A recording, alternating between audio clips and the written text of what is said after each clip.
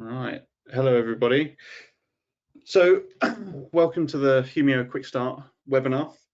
This is actually a new program that we're going to be running. So you've all been invited because you've shown interest in Humio, either for the purposes of downloading a free trial for on-prem or making use of our cloud service. And really, the intention of what we're going to go through in the next 30 to 45 minutes is to help give you a bit of a quick start on how to get the most out of that demo, that trial experience.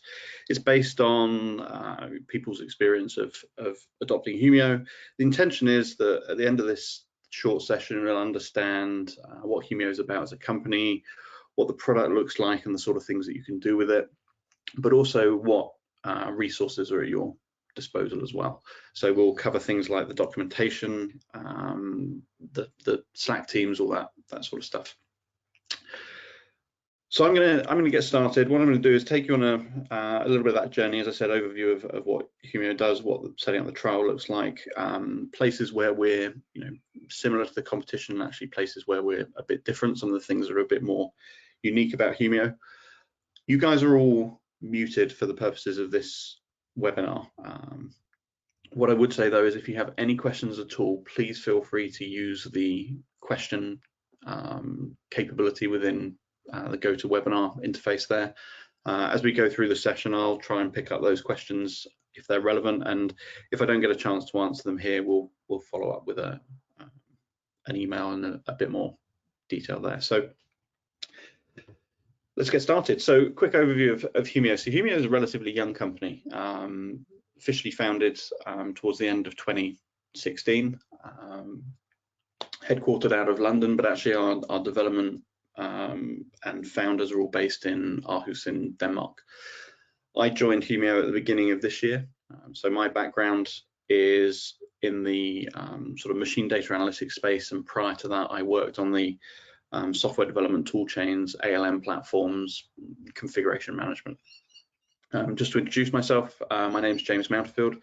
So I'm actually based out of London. I'm actually the principal solution architect for Humio in EMEA. So a lot of the things I'm going to show you are things that I end up demoing to customers and prospective customers all the time.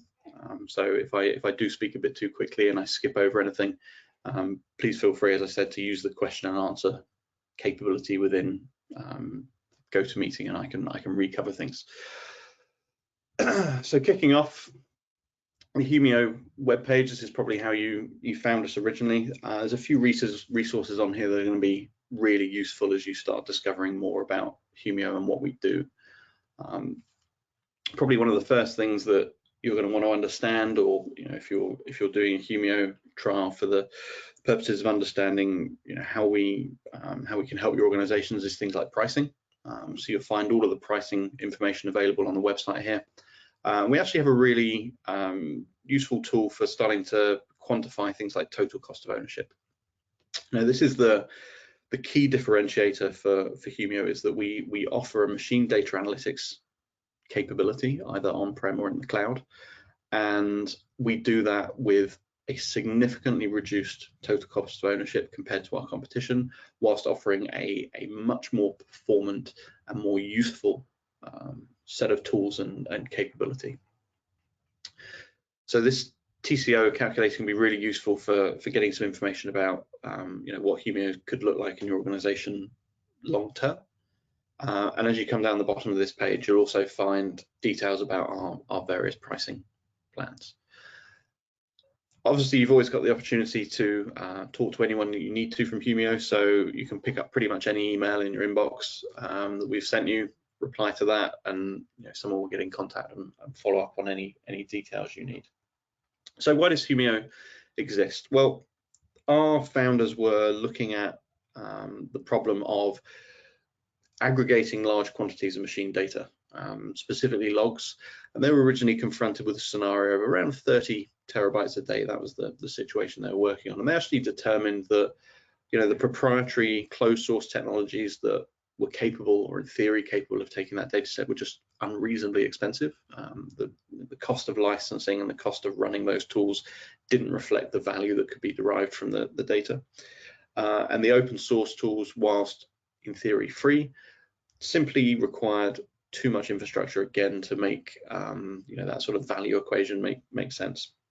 So they went back to first principles and said, how can we build a tool that solves the problem of log management or machine data analytics and does it in a really performant and modern way. That led them to looking at sort of modern CPU architecture, modern computer architecture, and coming up with Humio. And Humio's main technical differentiation is that it is index-free log aggregation and search. Because what's quite interesting is when you look at search as a general problem, everyone understands that indexing is the way to do it. It's not practical to brute force search an entire document collection every time you're looking for a single term. What's interesting though is when you're looking at log data or sort of time series machine data, that actually no longer holds true. Lots of organizations have built products starting from that basic assumption. The reality is that, as I said, that's essentially not a true statement when scanning logs. So we don't build indexes for the data that you bring into Humio. That's one of the key things you'll see in a lot of the technical webinars and things that we set up is, achieving scale with index-free logging, that sort of thing. It's a really interesting concept. We've actually got a couple of blog posts on the website. One of them is this blog post called "How Fast Can You Grep?" So technical people really have a tendency to jump straight to this question when we start explaining Humio. So as you take your Humio trial and you start talking to your peers about it and you trying to describe why it's so fast, why it uses so little infrastructure, this is just a really good primer for people to read to understand some of the basic thinking around how we built Humio and why it's built the way it is. But coming back to our website, there's a few other resources around here that are going to be useful for you. So beyond just sort of the contact us stuff, you're actually going to find our documentation online. This is the starting point for actually deploying Humio yourself, understanding how the query language is built, how you build dashboards, how you manage users, everything you need to do in Humio is covered by this. So docs.humio.com is going to be a real go-to place for you. And there's a few different things that we've got in here. So you'll find there's sort of the high level content that you'd expect to find, how to install the product, etc., etc. All of the query and API reference information you'd expect. But we've also started populating things like use cases. So you can think of those more as cookbooks and reference architectures for different scenarios. And this is something that we're starting to expand more and more. For example, taking logs from AWS S3, using Humio and Fluentd. This is actually a really good article that shows you how to start chaining some of these tools together. S3 is source data technology. Lots of people have log data in S3 buckets. This is going to give you reference configurations for how you can stream that data out very efficiently, get that into Humio. So do have a good read through this. The other resource that we provide is we actually have a public Slack team. So it's called Meet Humio. There's just under 1,000 people registered on this team at the moment. Anyone is open to register for this Slack team, and it gives you access to solution architects, technical people on that channel, other Humio users. So as you start discovering Humio and you run through your own free trial, whatever it is, you can actually come to that environment and get real-time support and help. It's not a primary support channel, but if you've got a question and it doesn't justify writing out a full email or anything like that, please come and join us in that Slack channel, and we try and keep it as active as we can. So when it actually comes to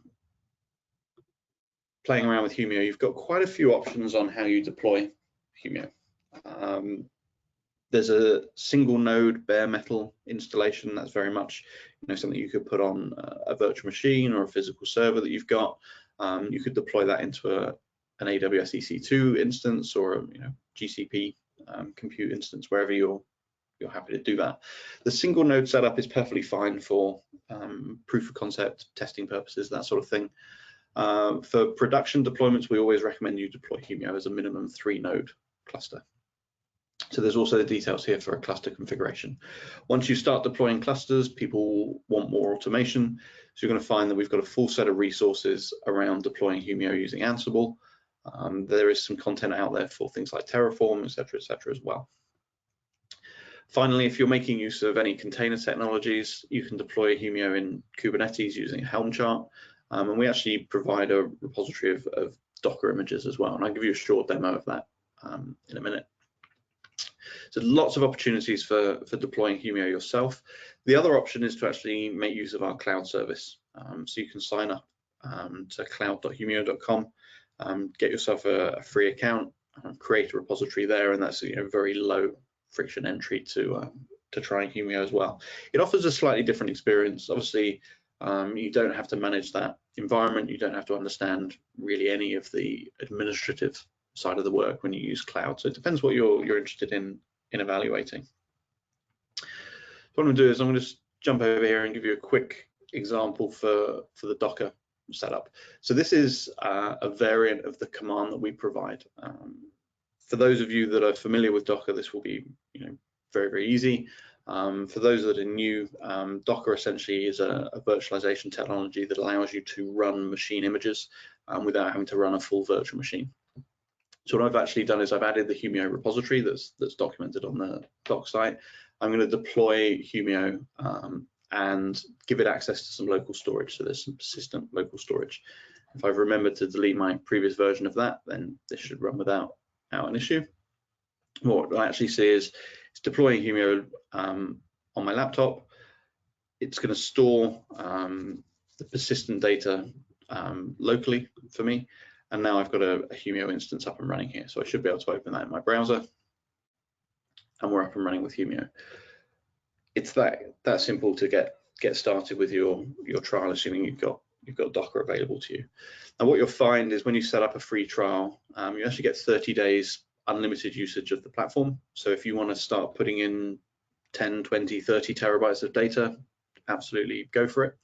You'll also find that it's sets up with no authentication in place. It's not a sort of a security hardened deployment of Humio. You're going to want to do a bit more configuration work before you roll this out to production, or put any sort of sensitive data in here. But this is a very, very quick and easy way to get your Humio instance up and running. And that, as I said, is all documented. You'll find that here under the Docker options. That's the run command that I executed pretty much, and that will get you up and running without any problems. So a couple of things that let me just sign in here.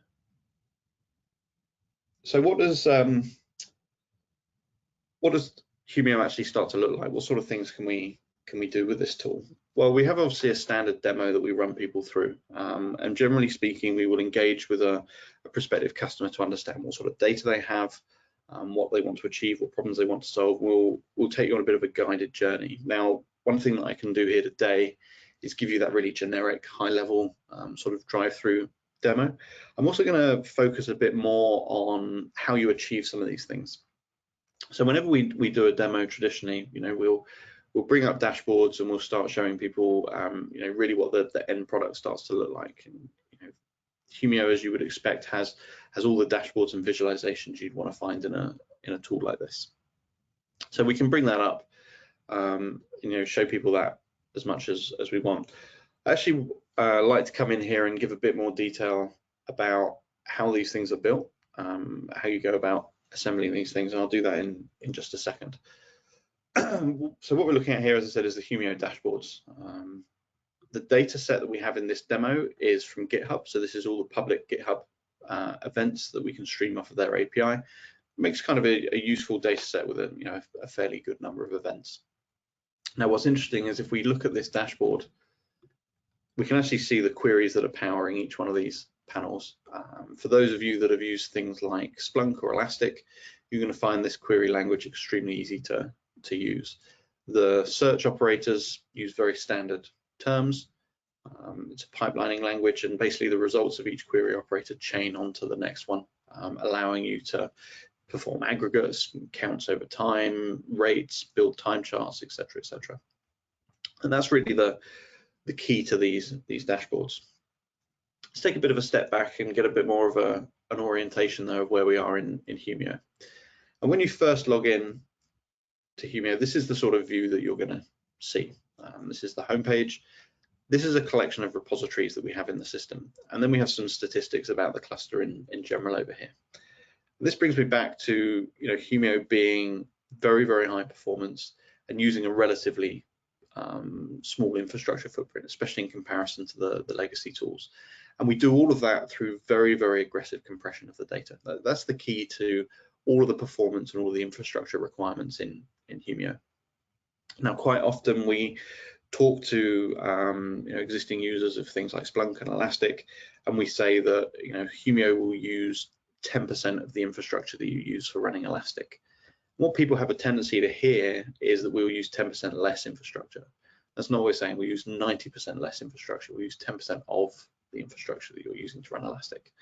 And some of these compression figures will start to show that out. We can see that this cluster on average is compressing about 15 to 1, which means to store the 140 gigabytes of raw data that we've put in here, we're using 9 gigabytes of storage on disk.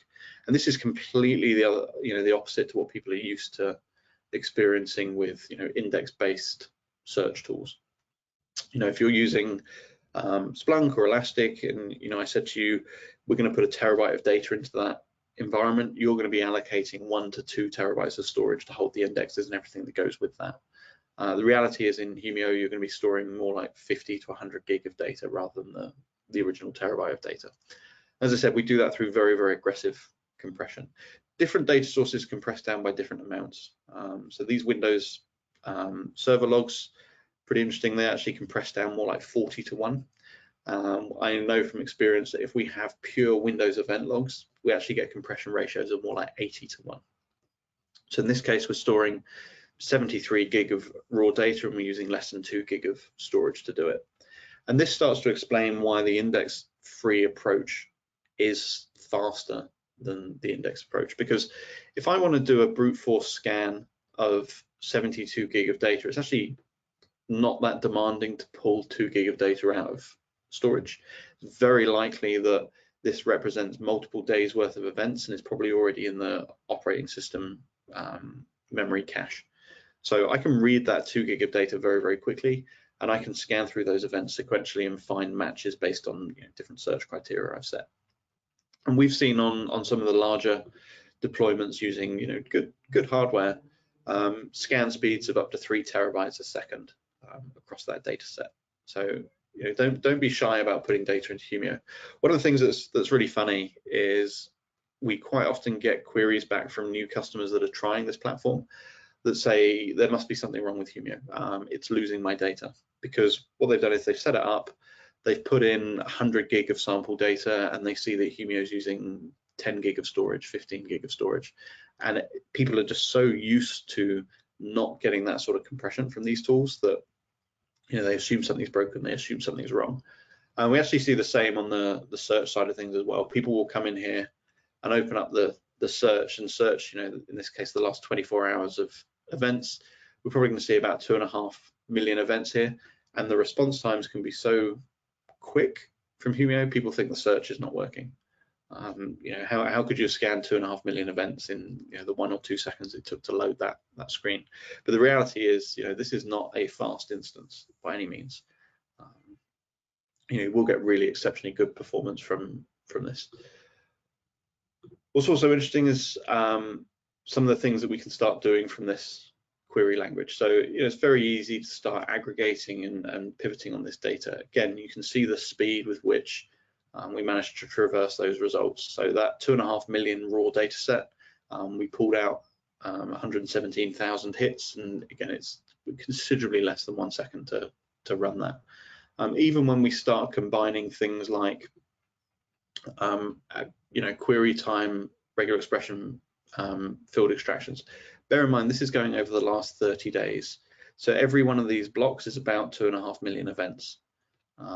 We're scanning, nearly 1.5 million events per second with this query. Some of the other products that I've used, I'm used to queries like this taking up to 40 minutes to complete. whereas this one completes in about 40 seconds. That's sort of the relative difference in performance that you're going to see between Humio and some of the other tools that you're used to using.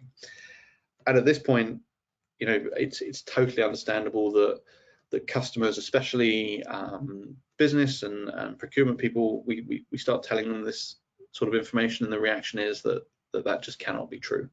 You know, it's unbelievable that we're saying that you can use, you know, maybe 20% of the infrastructure you already have.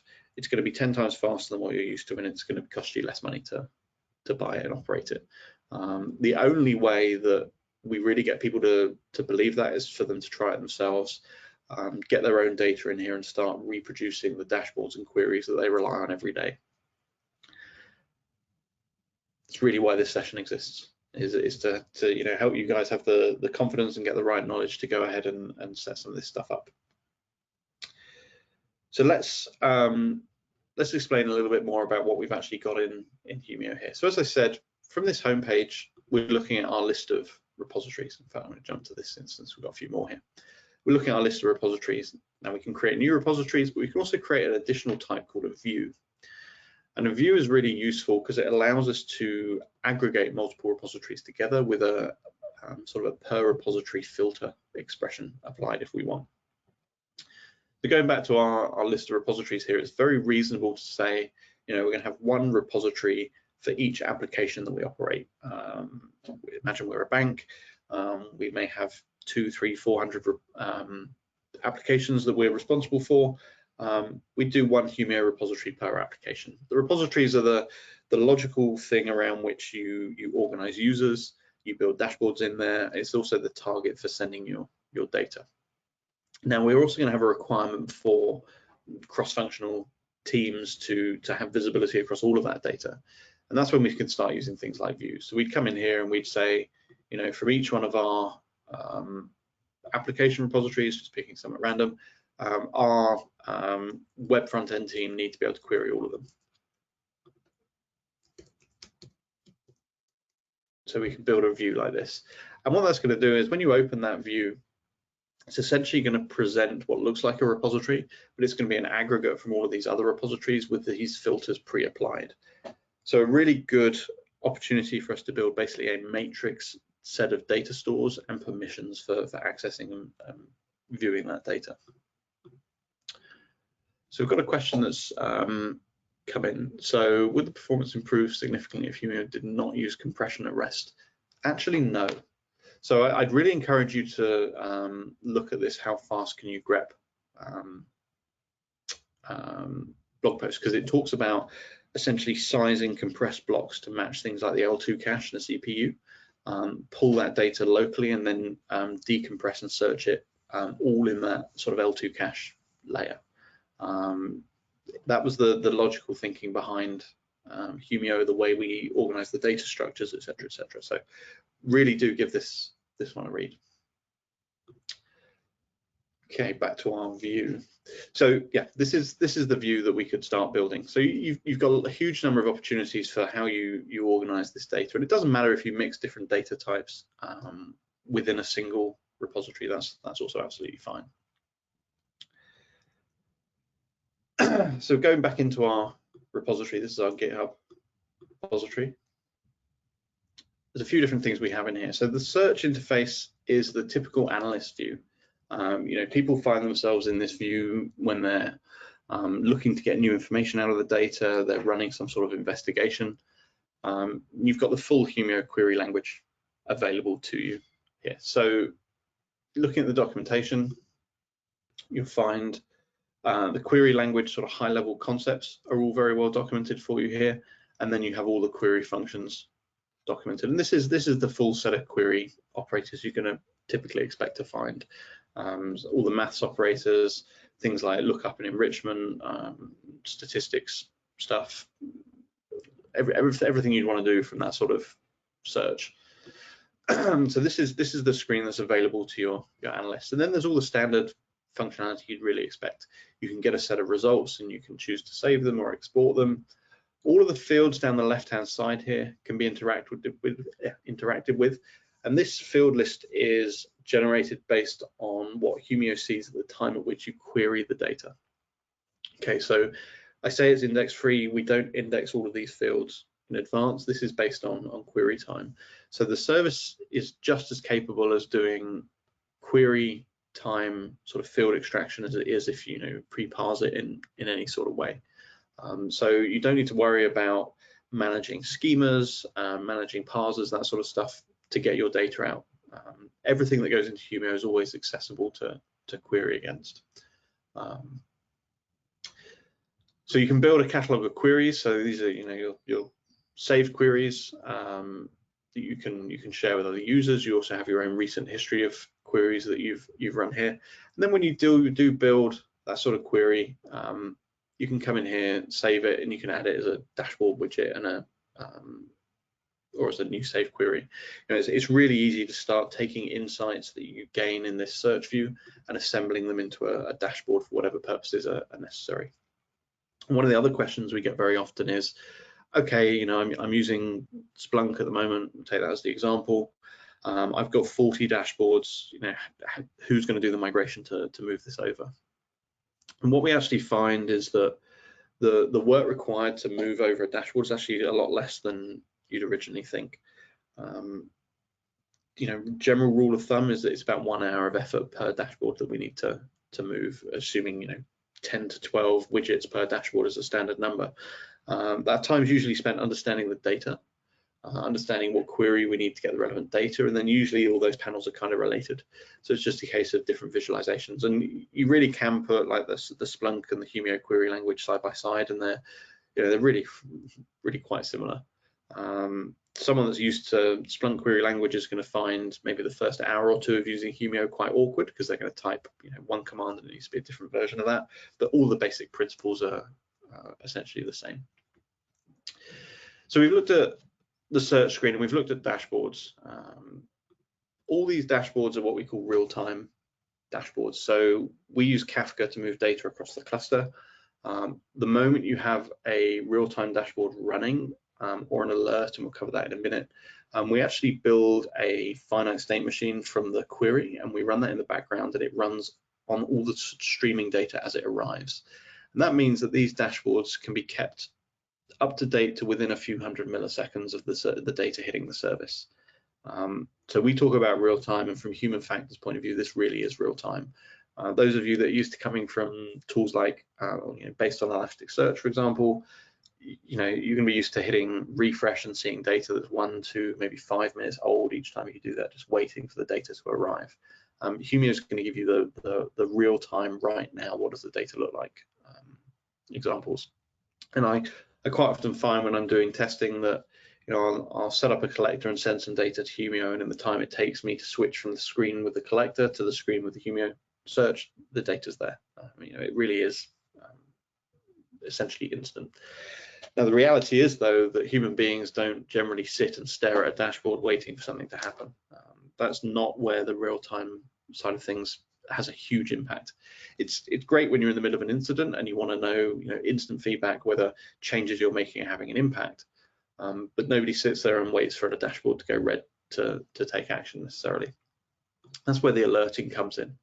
So you can think of alerting as the real-time interface for machines rather than the real-time dashboards, which is that interface for the human beings.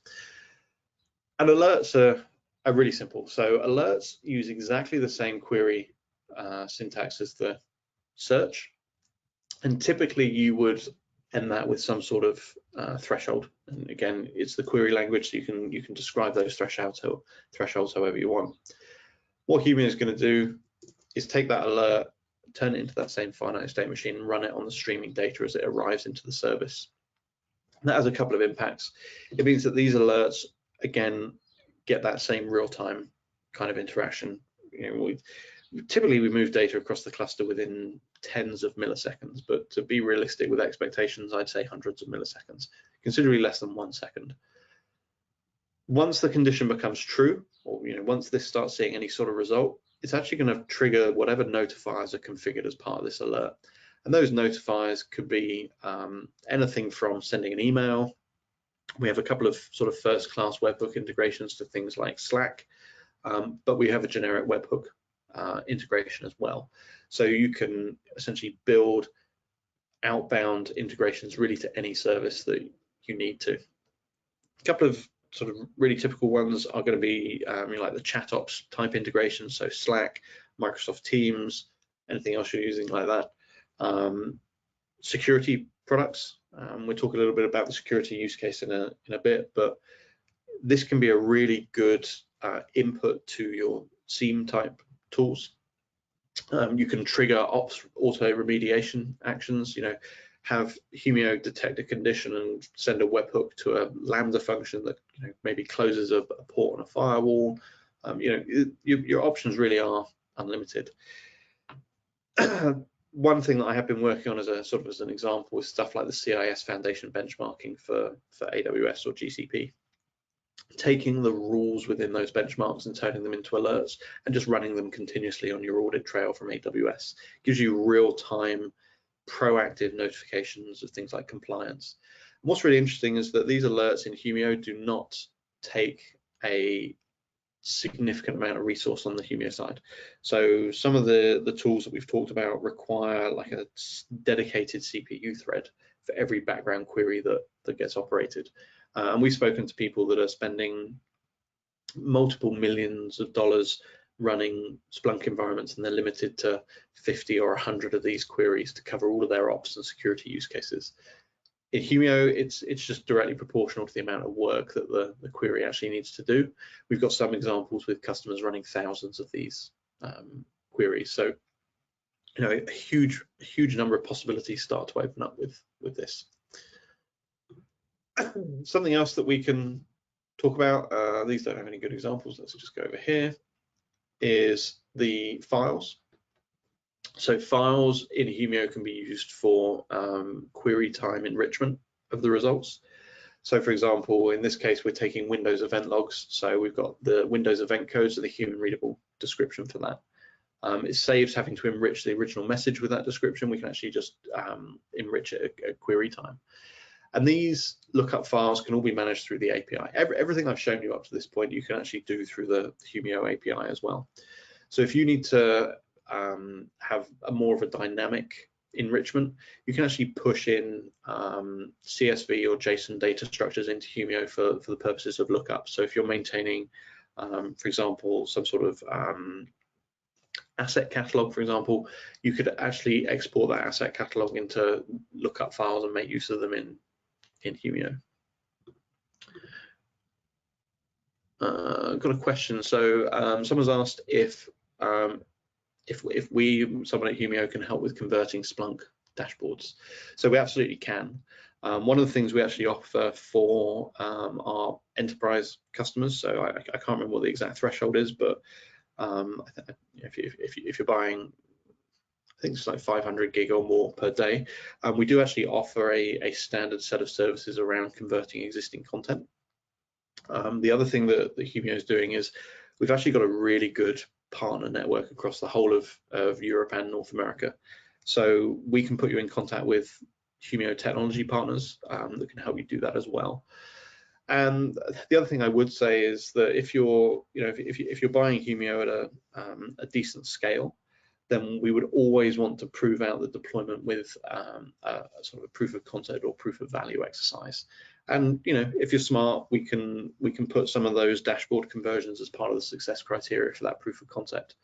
So get some of that work done up front as well, and make it part of a knowledge transfer. So the answer is yes, and the answer is that yes, we can help you in a few different ways, sort of more formally or less formally, or through our partner network. Okay, so that was the lookup files. Now you'll notice that you probably noticed I skipped over the parsers. So parsers are interesting, and this is where I want to start getting you more up to speed with your Humio trial, because this is where Humio is a little bit different maybe to what people are used to. And in my opinion, this is not obvious when you start using Humio. This is the thing that I struggled with when I started looking at Humio 6 months ago. So we're inside a repository here. So this is our Windows servers repository. Now, if I go to the settings and I look under ingest, I have to go to this API tokens to get that sort of standard ingest type settings that I'd be looking for. Why it's called API tokens, I don't really know. They do certainly function as API tokens, but they're actually ingest tokens. They're basically source-specific keys for ingesting data into this repository. And what we do is we can generate a new token, and we actually can pair it with a parser. Now, I said that Humio doesn't index the data as it arrives, and that's true. But one thing we can do is actually run it through a parser, and that allows us to pre-process that data. It's not used for the purposes of the search as such, but it is basically pre-field extraction for query time. It's much less important with, say, JSON data as it comes in, because it's very easy to query that or to extract those fields at query time. But if you're sending any sort of custom data formats, you're going to want to associate those data sources with a parser. So when you start setting up ingest into Humio, come to your repository. As I said, we're inside this Windows Servers repository. Under ingest and API tokens, you can add new data sources. So I could say, it's not a great example because it's named after the technology, but I could add a token for FluentD, and I could say that I'm going to be sending JSON data to this particular endpoint. And now Humio is going to give me this unique token. So I can essentially use that like a password. So in some integrations, it goes in as a password. It's essentially the bearer token for the data being posted into Humio. And this is the unique link for the incoming data for which repository it's going into and which parser it's going to pass through. And I just don't think we document that very well on our website. It's the thing that was a little bit different for me coming from some of the other vendors that I've worked with. So that's the key. Your data from your data collector gets pointed to your Humio instance, and you use this token to pair it with a repository and a parser. So let me jump back and actually show you what the parsers look like.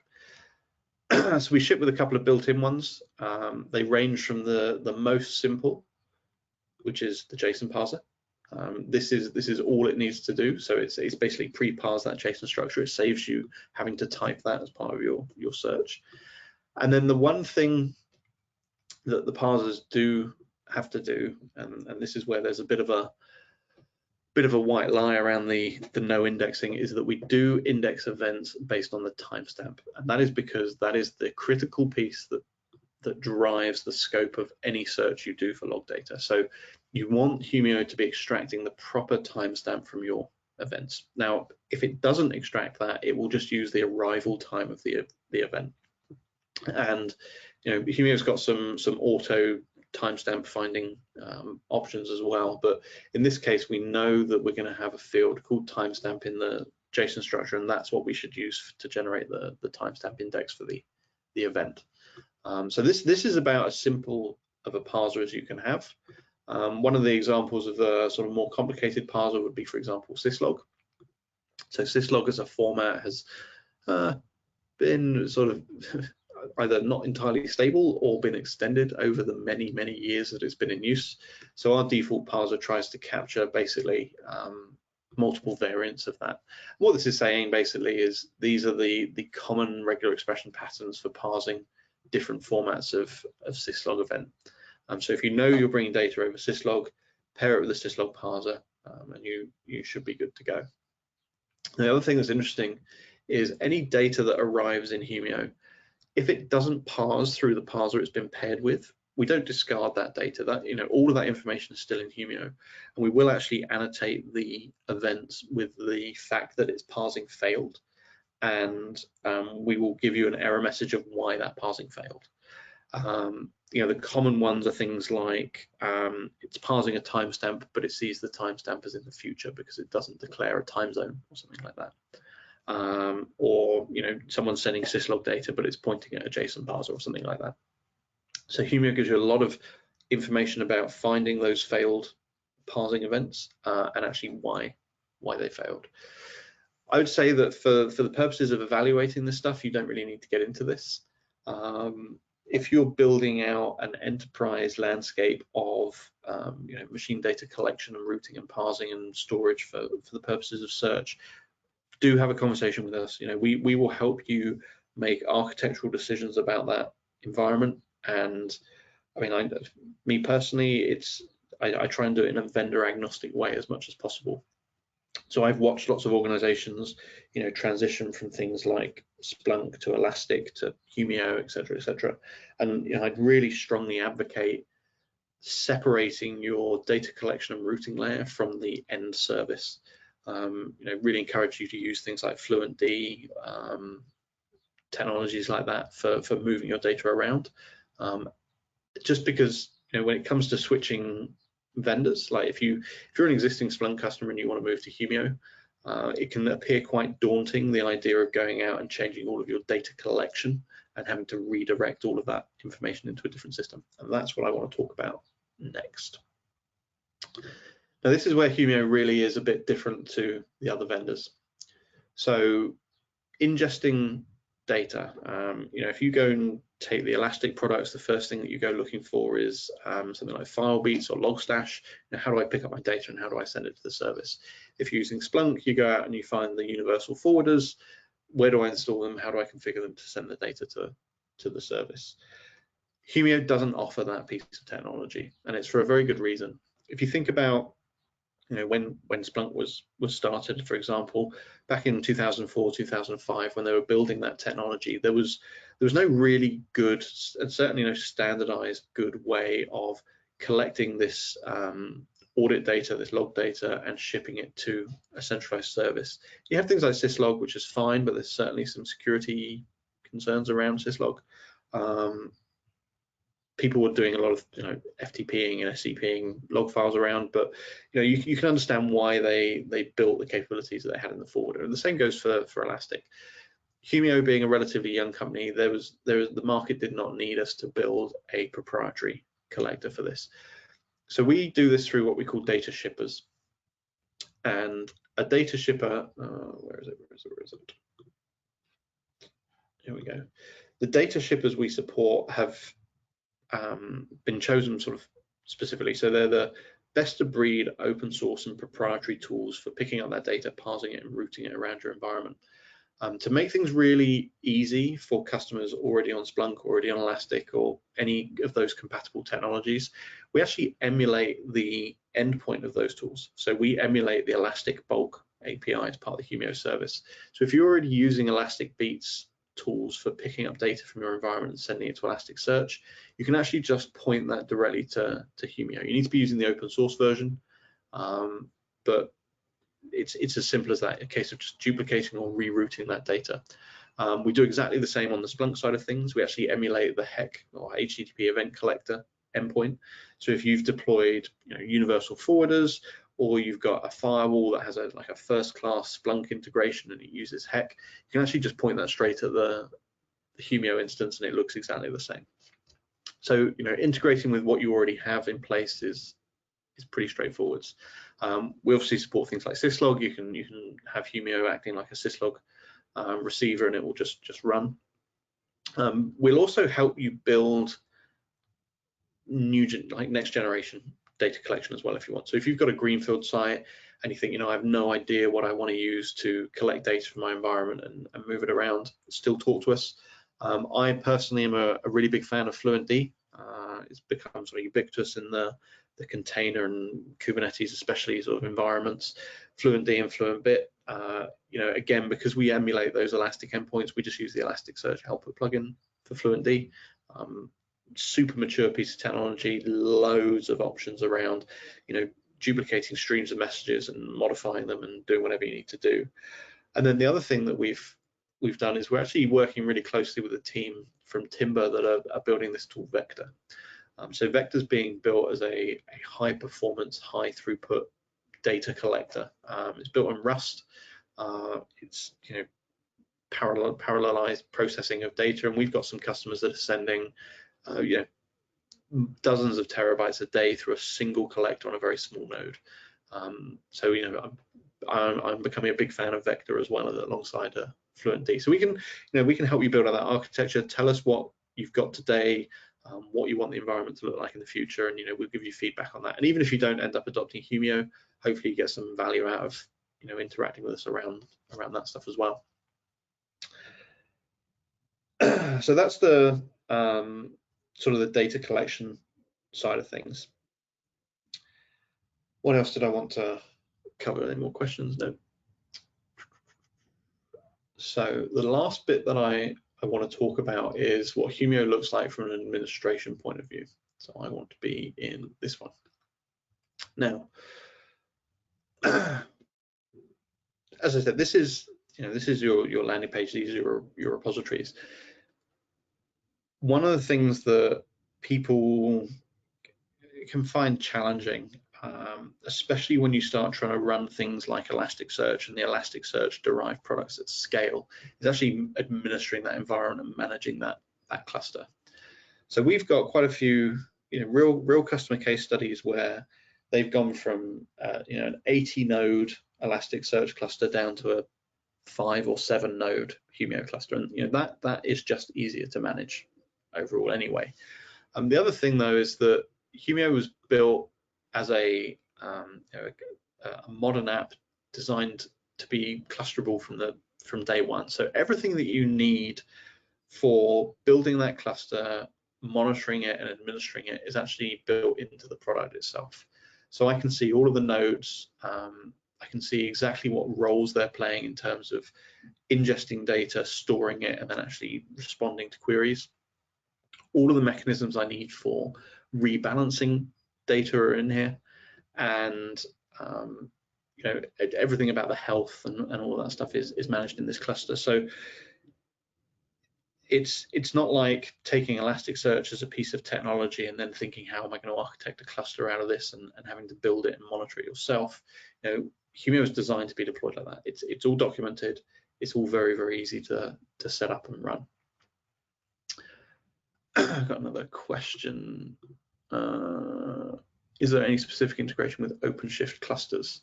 We're actually investigating that at the moment. I have heard some reports with some issues, but I think it depends how you want to run it. So a couple of things to keep in mind. Humio itself as an application is written in Scala and it runs on a JVM. So all we need is a compatible JVM to run the Humio application. All of the cluster coordination or communication across the cluster is managed with Kafka and Zookeeper. So they are the 3 components that you need to successfully deploy. There's a huge number of options in Humio with how we fit into your infrastructure, and especially when it comes to storage. And the reason we offer so much flexibility around the storage is that once you start doing 5, 10, 20 terabytes a day, storage becomes by far the principal component of cost of running this sort of thing. So Humio has a concept of multiple tiers of local storage. We can give it primary and secondary storage. We can tell Humio to use something like S3 as a backup service, but we can also tell Humio to make use of S3 or GCP storage as essentially the primary storage layer as well. And we can do that by taking local fast disks and telling Humio to treat them essentially as a fast cache, but those disks should not be trusted, and all data storage should go to S3. And we also support local AWS S3 and GCP bucket storage compatible solutions, so things like MinIO. So if you're operating virtual machines and you have an on-prem bucket storage solution, you're going to be able to integrate Humio across that environment. If you're running in AWS, AWS has a managed Kubernetes service, not Kubernetes, managed Kafka service. So you don't have to deploy Kafka and operate it, you can just integrate with that piece of infrastructure. If you're already operating your own Kafka environment, we can make use of that. We don't have to deploy our own. So there's many options about how you get this up and running. And just to give you an idea, I mean, we've got some customers that are operating well above 100 terabytes a day with between 90 and 360 days retention on that sort of data set. So you really can run Humio at excessive scales. I mean, we actually had one customer load test Humio up to an equivalent rate of 500 terabytes a day, and they ran it for a weekend like that. I'm not sure you could query it, but it was definitely taking the the data. Okay, clarification on the question about getting logs from pods on an OpenShift cluster. So the answer is going to be certainly yes. So this is where having the compatibility with the Elasticsearch and the Splunk endpoints has been super useful. If there is any solution for any of those environments for getting data out of those containers and sending them to Elasticsearch, you can send it to Humio. You know, where you'd put in the hostname for Elasticsearch cluster, put in the hostname for your Humio cluster, take that repository token ID as the password, and that data will arrive in Humio. So yeah, if I can do some specific research for you if needed, but assuming that there are any solutions for getting logs off of OpenShift pods, then yes, we can get them into Humio. I had a customer the other day that was working with the Amazon Container Service that has a first-class integration out to Splunk. If you actually just put the Humio hostname in there and tell it that it's a Splunk instance, the logs get sent, the logs arrive exactly as you'd expect. It's hugely useful. I've got another question here. Can I create webhooks for services like orthologs to Humio? You probably wouldn't need to do that as a, you wouldn't do that as a webhook in Humio, do it the other way around. And yes, you can. So when we talk about sending data to Humio, you actually have a few more options. Let's bring this up. So when it comes to ingesting data, you've got the option to use a data shipper, which is that, you know, traditional agent type setup that we talked about, you know, things like Elastic Beats and FluentD, et cetera, et cetera. We also support what we call the ingest API. So you can use our API to directly push data into Humio. So if you want to make part of your reporting or logging into your application, you can do, or maybe it goes through some intermediate layer like orthologs going into a Lambda function, and the Lambda function pushing that data into a Humio instance, just for example. The other option that you have is what we call ingest listeners, and this is something that, again, in my opinion, should be used relatively sparingly. But ingest listeners allow you to expose ports on your Humio instance for raw data to stream in. It's really good for integrating with a syslog environment, or just a raw TCP endpoint that you can post data to. If you're setting up a trial and you want to just stream a local file that you have into Humio, you can set up an ingest listener on a TCP port and use netcat to just netcat the file straight into Humio. But that also exposes why I say that these things should be used sparingly, and actually where a lot of the limitations, for example, of things like syslog come up, is that there's essentially no security on that. The moment someone knows this port number, they can stream any data against that port number as well. I would much rather take something like Vector or FluentD and put it near those data sources, have them collect the data, and then stream it securely into Humio, so you don't have to open up this sort of environment. And in fact, we don't offer the ingest listeners on Humio Cloud for exactly that reason. It's just very, very difficult to secure this sort of configuration. So I'd always encourage people to use either the API for pushing data in, or a proper collector agent. Okay, got another question. Is there any per day limit for data like in Sumo Logic? It's funny actually, because I used to work for Sumo Logic. No, so we on the licensing side of things, in fact, I go back to the pricing. If you look at the pricing, this is how we bundle the application at the sort of the lower tiers, so up to 1 terabyte. Our expectation from customers is that they have the package that most closely matches their typical ingest over the period. So if you were sending, on average 250 to 300 gig a day, we'd expect you to be on this package. If some days that's 100 terabytes for a day, the application actually doesn't monitor it from that point of view. We expect you to be compliant with the terms of the licensing. That's all. So Humio will never lock you out. If your license completely expires, The only limit that actually the tool puts on you is that you can't search back more than 24 hours. The reason that we've done that, well, there's two reasons that we've built the licensing like that. First of all, we think that there are much better things for our engineers to be spending the time on than license enforcement, beyond making sure you have a license.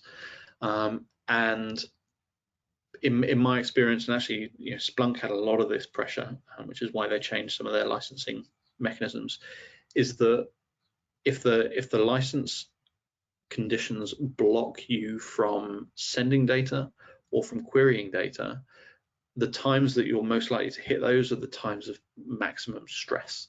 They're going to be when you're experiencing peak growth, whether your product's gone viral for some reason. You're a company that sells soap and suddenly coronavirus happens. That's going to be the moment when your one tool that you need to rely on to make sure your operations are running properly and you're secure is going to start complaining about licensing. We just didn't want to be that problem for you. So yeah, the actual implementation license is really quite liberal in Humio. It's a little bit stricter on the SaaS offering. We monitor it a bit more closely. Just from a fair usage point of view, it actually costs us money for every gig of data that gets sent. Another question, do you charge on a per user account basis? Is there any limit on the number of users I can add to my Humio subscription? So on the on-prem license, we do give you, I think, 5 named users. It depends how much you buy. There is a named user license.